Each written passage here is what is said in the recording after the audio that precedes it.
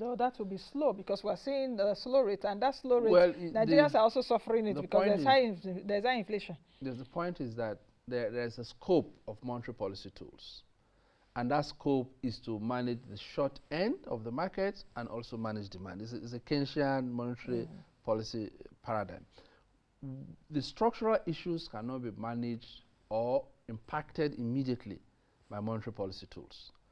The framework of monetary policy that we adopt now is more or less targeted at, looking at monetary aggregates, which is the behavior in the money markets. So the MPR is supposed to impact on money market rates, and by extension, because that's where banks borrow or do their transaction, by extension, impact on bank rates. So so the activities of the central bank or monetary authorities is within that banking and financial system.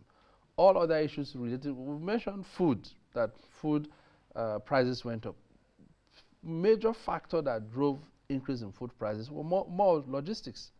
Cost of transporting food from the rural areas or farms to the urban area, cost of storage of foods, or particularly perishable food items or the fisheries or stuff like that. You need to have a cooling house, you need to buy diesel to run the gen, to have the coolers running, you need diesel for trailers to carry. So those costs built into it by the time they get to the market.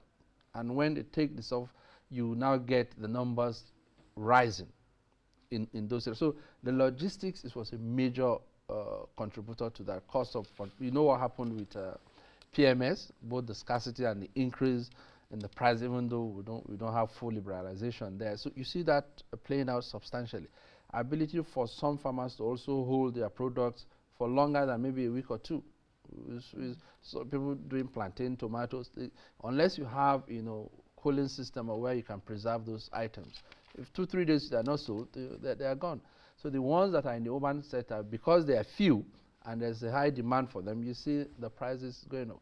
The monetary policy tools were one to tame what we call the pent-up demand, because we had so much injections that came in post-COVID, so a lot of monies were there, but the production was not meeting up with that volume of demand. So we needed to tame that so that production can have time to pick up. And that was what the tool is. So 100% monetary policy tool will not be able to bring down inflation immediately, but it must be complemented by some improvement in some of the structural factors that we've mentioned that are impacting on inflation. And that is going on.